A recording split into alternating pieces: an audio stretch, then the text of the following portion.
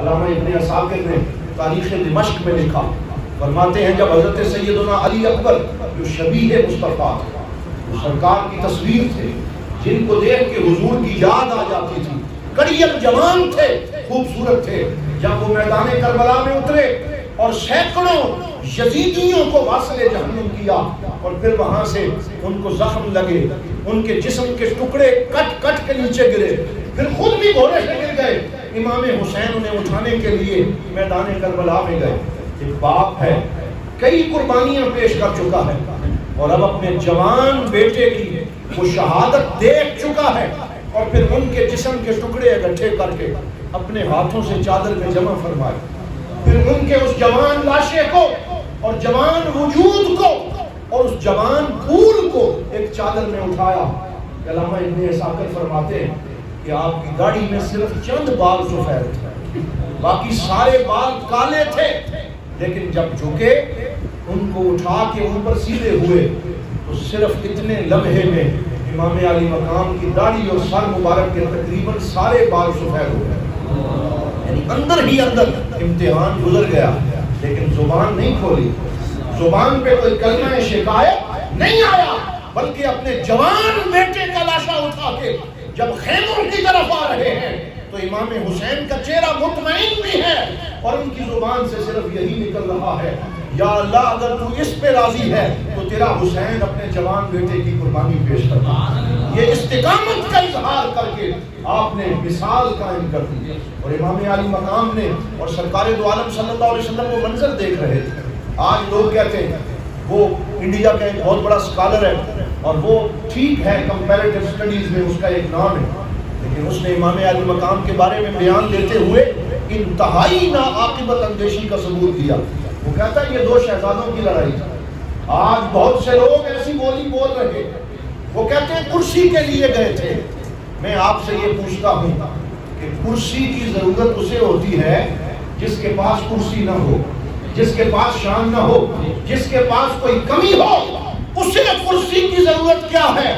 جسے نانا جان نے اپنے کندھے پہ سواری کرائی ہے اور جنت کی سب سے بڑی کرسی عطا فرمائی۔ وہ کسی کرسی کے لیے نہیں گئے، وہ اعلائے کلمت الحق کے لیے گئے، وہ اس لیے گئے کہ یزید نبی کے دین کا مذاق اڑا رہا تھا،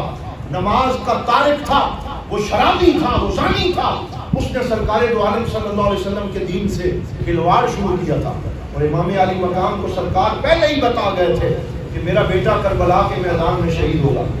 اور یہ حدیث پاک ہے کہ حضرت سیدہ ام سلمہ ام المومنین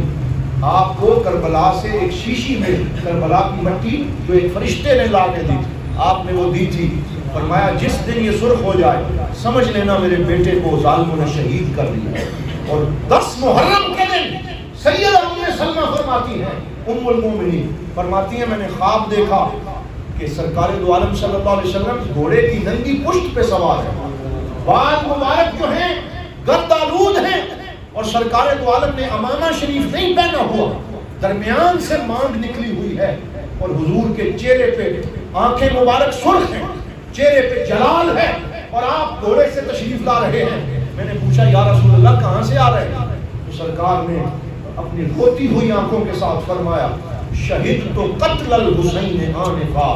فرمایا میں ابھی ابھی کربلا کے میدان سے اپنے بچوں کی شہادت کا منظر دیکھ کے آ رہا ہوں۔ سرکار دیکھ رہے تھے، سرکار دو عالم صلی اللہ علیہ وآلہ وسلم اپنے بیٹوں کی قربانی کا منظر اپنی آنکھوں سے دیکھ رہے تھے۔ پھر لوگ سوال کرتے اگر دیکھ رہے تھے، آپ تو مستجاب الدعوات ہیں، آپ ہاتھ اٹھا دیتے، آپ ایک دفعہ کہہ دیتے یا اللہ میرے بچوں سے اس ظلم کو ٹال دے، انہیں اس امتحان سے نکال دے، اللہ تعالیٰ فوراً اسباب مہیا کر دیتا۔ لیکن میری یہ بات یاد رکھیں کہ امتحان سے معافی وہ مانگتا ہے جس نے اپنے بچوں کو امتحان کی تیاری نہ کروائی، جس کے بچے ان کی رویت ٹھیک نہ ہوئی ہو، انہیں سبق نہ آتا ہو، تو پھر وہ گھر والے کہتے ہیں اس کا زیادہ امتحان نہ لیا جائے، اس کو جلدی جلدی باہر نکالو، اس کو نقل لگوا دو تاکہ یہ امتحان میں کامیاب ہو جائے۔ امتحان میں رخصت وہ مانگتا ہے جس کی تیاری نہ ہو۔ حضور کیوں رخصت مانگتے کہ کہ سرکار نے اپنی زبان چسا کے خود تیاری کروائی تھی، سرکار نے کندھے پہ خود سواری کروائی تھی، سرکار دو عالم نے دین کا سبق امام حسین کو خود پڑھایا تھا،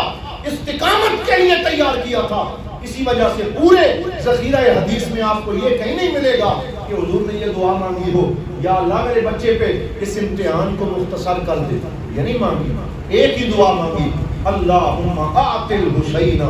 صبرا و اجرا، یا اللہ خوب ڈٹ کے یہ امتحان دیں گے، لیکن میں محمد عربی یہ دعا کرتا ہوں میرے بیٹوں کو صبر بھی عطا فرما، ان کو اجر بھی عطا فرما۔ سبحان اللہ، صبر مانگا ہے، اجر مانگا ہے، استقامت مانگی ہے، اور وہ استقامت حضرت امام حسین رضی اللہ تعالی عنہ نے کربلا کے میدان میں پیش کر کے دکھائی ہے، اور آپ نے یہ ثابت کیا ہے کہ استقامت کسے کہتے ہیں۔ اور پھر میں محبت کا یہ خراج بھی ان کی بارگاہ میں پیش کرنا چاہتا ہوں۔ جب سارے شہید ہو گئے، سب قربان ہو گئے، آپ نے سید الانبیاء صلی اللہ علیہ وسلم کی دستار اپنے سر پہ رکھی، مولا علی کی تلوار ذوالفقار اپنے ہاتھ میں پکڑی، حضور کا جبہ مبارک سے بے تن کیا، پھر کربلا کے میدان میں خطبہ دیا، اس میں تقریباً 7 باتیں ارشاد فرمائی، فرمایا میری نسبتوں کو یاد رکھو، تم نے کس کے ساتھ ٹکر لی ہے، تم نے کس کے خاندان کو تکلیف دی ہے، میں نبی پاک کا نواسا ہوں جس کا تم کلمہ پڑھتے ہو، میں علی المرتضیٰ کا بیٹا ہوں، میں سیدہ فاطمہ الزہرا کا نور نظر ہوں، میں وہ ہوں جس کے بارے میں سرکار نے فرمایا حسین منی وانا من حسین، حسین مجھ سے ہے، میں حسین سے ہوں۔ کیا تمہیں یہ نسبتیں بھول گئی ہیں؟ کیا تمہیں سرکار کی احادیث یاد نہیں ہے؟ اور میں یزید پلید کے ہاتھ میں اپنا ہاتھ نہیں دے سکتا، کیونکہ یہ وہ ہاتھ ہے جسے سید الانبیاء نے اپنے ہاتھ میں پکڑا ہے، یہ وہ پاک ہاتھ ہے جس کو سرکار دو عالم نے بیعت کیا ہے۔ حضرت شاہ عبدالعزیز محدث دہلوی نے کتاب سر الشہادتین میں لکھا، آپ نے فرمایا حضور نے، سارے کہو صلی اللہ علیہ وسلم، سرکار نے اپنے ہر غلام کو ایک دفعہ بیعت فرمائی، اور بیعت ہوتی ہے مکلف بننے کے بعد،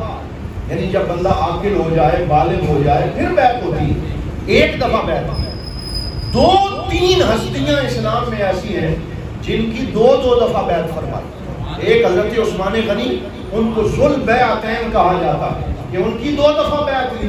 اور امام حسن اور حسین کو بچپن میں سرکار نے 2 دفعہ اپنے ہاتھ پہ بیعت فرمائی۔ اس میں یہ راز تھا کہ امام حسین کا ہاتھ اپنے ہاتھ میں لیا تاکہ یہ ہاتھ کبھی بھی باطل کے ہاتھ میں نہ جا سکے، تو آپ نے سر تو کٹا دیا لیکن یزید کے ہاتھ میں کبھی اپنا ہاتھ نہیں دیا، گھوڑے سے گرے، 133 زخم اپنے وجود پہ برداشت کیے، جسم کا کوئی حصہ زخم سے خالی نہیں تھا، اور پھر آپ جب گھوڑے سے گر گئے سیدھا سجدے میں گئے، جمعے کا دن تھا، آپ نے فرمایا اے یزیدیو، یہ وہ وقت ہے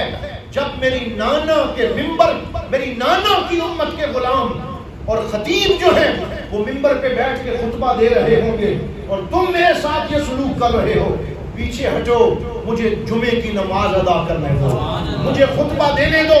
آخری وقت بھی نماز کو یاد رکھا، اور آخری وقت بھی نماز ادا فرمائی، اور سجدے میں گئے اور اپنا سر کٹایا۔ حسین کا سر سجدے میں کٹا ہے، اور سرکار کی حدیث ہے جس حالت میں کوئی اس دنیا سے جاتا ہے اسی حالت میں حشر کے دن اٹھایا جائے گا۔ اگر کوئی گناہ کرتے ہوئے گیا اسی گناہ میں ملوث ہو کے اٹھے گا، اگر سوتے ہوئے گیا سوتے ہوئے اٹھایا جائے گا۔ امام حسین سجدے میں گئے، وہ آج بھی سجدے میں ہیں، اور حشر کے میدان میں سجدہ کرتے ہوئے پیش ہو جائیں گے۔ اللہ تعالیٰ نے انہیں طویل سجدہ عطا فرمایا، انہیں محبت والا سجدہ عطا فرمایا، انہیں زیارت والا سجدہ عطا فرمایا۔ ہمارے ایک بہت بڑے پنجابی شاعر تھے پیر سید، ان کا نام تھا پیر نصیر الدین، ایک تو پیر نصیر الدین گولڑا شریف والے ہیں، یہ اور پیر نصیر الدین ہیں جو نصیر شاہ صاحب کے نام سے موسوم تھے، پنجابی میں لکھتے تھے۔ وہ فرماتے ہیں مزہ جو اس دی نماز میں ہے، امام حسین کی نماز میں کیا لطف ہے، مزہ جو اس دی نماز میں ہے، نہ سوز وچ ہے نہ ساز وچ ہے، حسین دسیا رضا خدا دی، نیاز وچ ہے نہ ناز وچ ہے، سلام پھیرن تو بعد ناصر، نماز ہوتی ہے سب دی پوری حسین سجدے سر کٹایا، حسین اج بھی نماز